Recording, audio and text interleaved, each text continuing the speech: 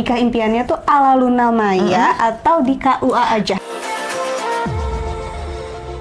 Hai Zafriends, welcome back di channel kesayangan kamu, Zafinance TV.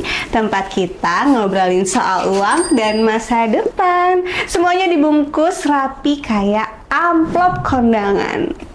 Amplop kondangan, aku nggak akan sendirian, aku akan ditemani oleh Mbak Gita Argasasmita. Ding ding ding. Kayak MTV Land ya zaman dulu. Sofanya rusak Bu Awas. Oh ya? iya, manis cantik. Tapi kita hari ini spicy banget nih kata skripnya. Oh gitu. Iya. Apalagi buat kamu yang lagi mikir nikah. Karena kan baru-baru aja ya nikahannya tuh ala Luna Maya. Kamu mau gak dapet souvenirnya yang perfume? Jujur. Apa? Judulnya tuh parfumnya? YSL Libre. Libre ya. Jujur kenapa ya aku menyesal nggak masuk circle-nya Luna Maya. Ya aku juga pengen sih siapa ya yang bisa masukin aku ke circle-nya. Udah telat ya, udah nikah, lu nggak bakalan bisa dapet. Nanti masih ada satu lagi, nggak tahu siapa. Pokoknya kita harus masuk ke circle-nya orang-orang itu supaya bisa dapet Hermes. Hermes tuh gimana sih Mbak pronounce-nya? Emeh. Ya udah gitu ya. Oke.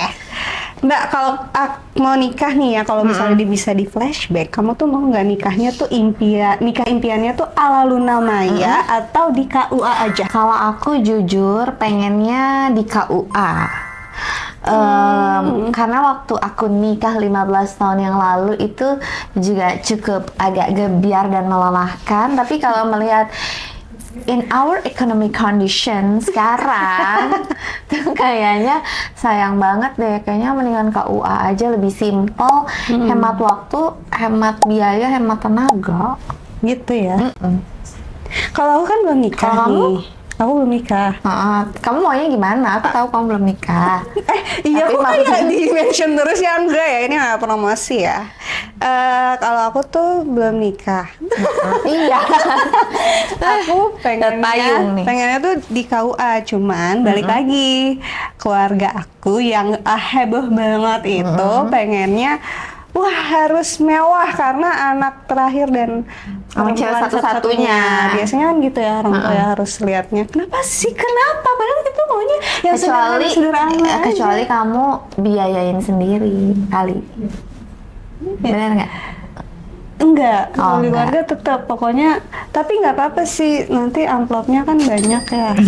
Ini buat saudara-saudara aku di luar sana, kalau nanti aku nikah tolong ya amplopnya yang kayak Luna Maya gitu, 500 juta. Nah Zafriends, kita di sini tuh bukan mau mengata-ngatain nikahan mewah itu buang-buang uang, bukan banget. Tapi kita mau bantu nih biar Zafriends tuh nggak kalap dan kelimpungan setelah akad. Karena tuh ya katanya skrip ini, nikah itu bukan finish line, tapi itu adalah starting point kehidupan finansial kamu bareng pasangan. Nah karena itu aku ngajak Mbak Gita di sini as associate consultant Zafinance buat ngasih tahu Zafriends semua apa sih financial checklist sebelum kita nikah.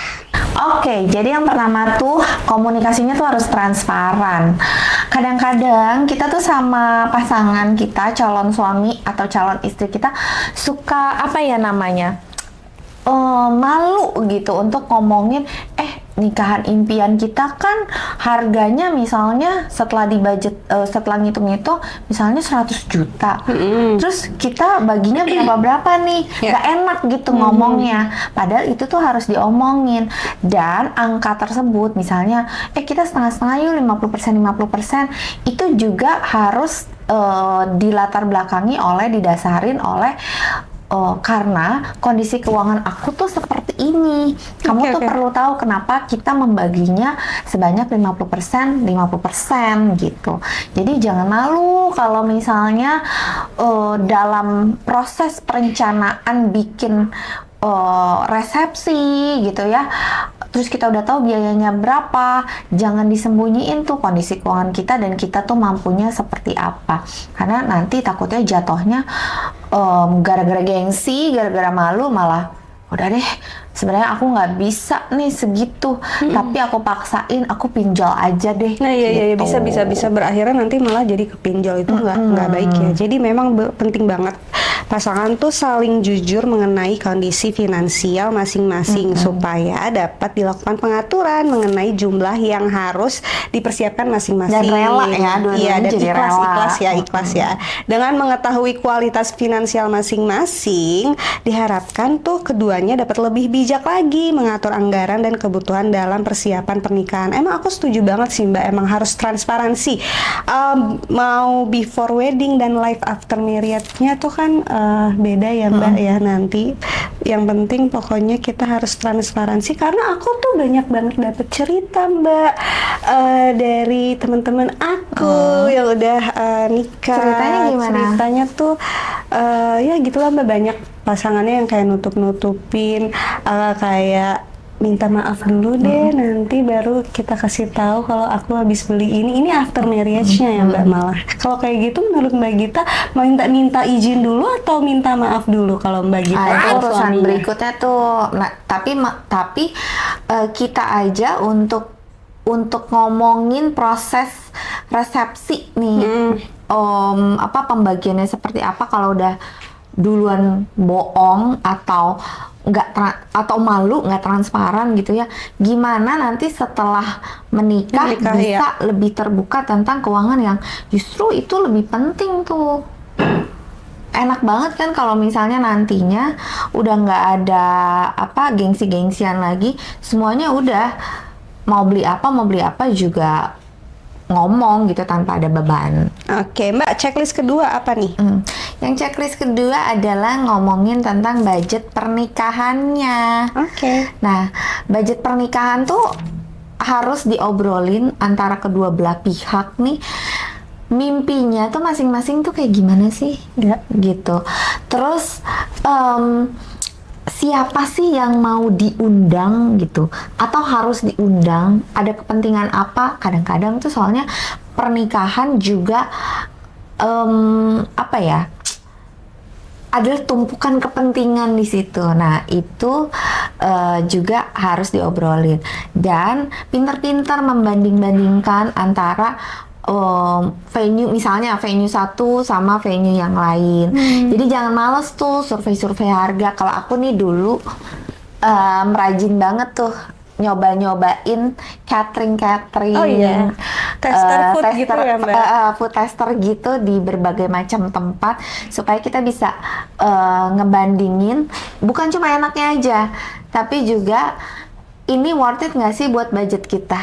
Jadi ini tuh bisa awal latihan buat kita bikin rencana keuangan di dalam rumah tangga dan mengelola bukan aset ya, tapi mengelola. Aku punya budget berapa, aku punya kemampuan berapa, kamu punya kemampuan berapa, terus ini wedding impian kita, terus gimana caranya kita mengelola source masing-masing supaya wedding impiannya ini bisa terlaksana gitu.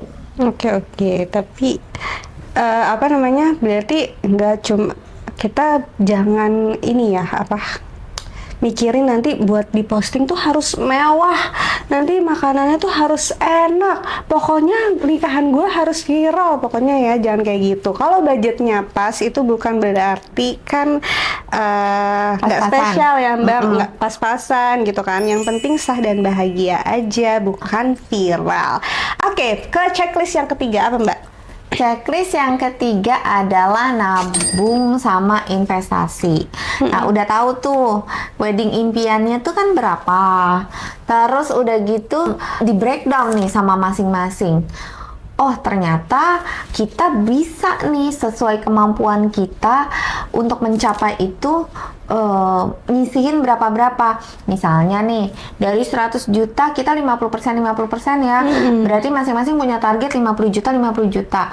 Nah, di breakdown ini bisa diraih dengan sebulan nabungnya berapa, investasinya berapa, atau juga kalau misalnya punya bonus atau THR, ini bisa nge-boosting nggak nih? Nah, di sini kita latihan buat nabung sama investasi sebelum nanti setelah berumah tangga itu ada pembelian-pembelian besar lainnya, impian-impian besar lainnya. Kita latihan dulu sebelum nikah untuk mencapai wedding impian bareng-bareng lewat nabung sama investasi.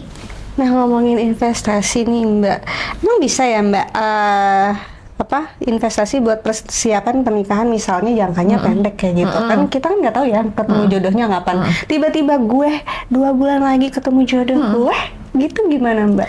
Oke, jadi sebenarnya untuk wedding itu sendiri sebenarnya nggak bisa ditaruh di jangka menengah atau jangka panjang karena kata Nabila tadi takutnya tiba-tiba itu ada jodohnya terus langsung nikah gitu. Tapi aku percaya sih kalau misalnya ada jodohnya terus nikah, yang namanya ada jodohnya ketemu itu nggak harus nungguin budget sih Bil. Oh gitu. Sebenarnya bisa dengan cara apapun gitu. Artinya resepsi mungkin bisa kapan aja gitu. Yang penting kan di sini tidak memaksakan kemampuan. Nah, tapi kalau misalnya dari sekarang kita sudah punya calonnya dulu, terus biasanya kan kita merencanakan, kita mau nikahnya berapa tahun lagi nih, 2-3 tahun lagi atau berapa tahun lagi gitu. Biasanya sih 2-3 tahun ya maksimal biasanya. Nah, itu kita bisa nabung pilihannya maksimal di reksadana pasar uang yang tidak boleh volatile gitu. Nah, yang perlu diingat nih Zafriends bahwa pernikahan itu nggak cuma sebatas akad dan resepsi aja. Betul. Setelah itu kehidupan kita tuh masih panjang. Jadi menurutku selain Zafriends mempersiapkan juga untuk wedding impiannya, pernikahan impiannya, tapi juga harus memikirkan setelah itu kamu punya nggak dana darurat berdua, rumah tangga gitu. Jangan sampai setelah nikah benar-benar nggak punya apa-apa ya. Jadi sisihkan selain untuk resepsinya juga untuk dana darurat setelahnya. Iya betul-betul, karena kan abis nikah tuh kayaknya banyak banget tantangannya pasti lebih banyak. Biayanya jadi ini biaya real kehidupan loh, lebih besar. Zafriends, nikah KUA bukan berarti murahan. Dan pesta mewah juga bukan dosa. Yang penting jangan paksain gengsi di atas kapasitas diri. Catet ya. Oke. Jadi Zafriends, kamu tim mana nih? Tim intimate wedding atau tim all out wedding? Tulis di kolom komentar dan jangan lupa subscribe YouTube-nya Zaffinance TV. Dan kalau misalnya kamu ada tema-tema yang pengen kita angkat untuk bahas, silakan komen juga. Dadah!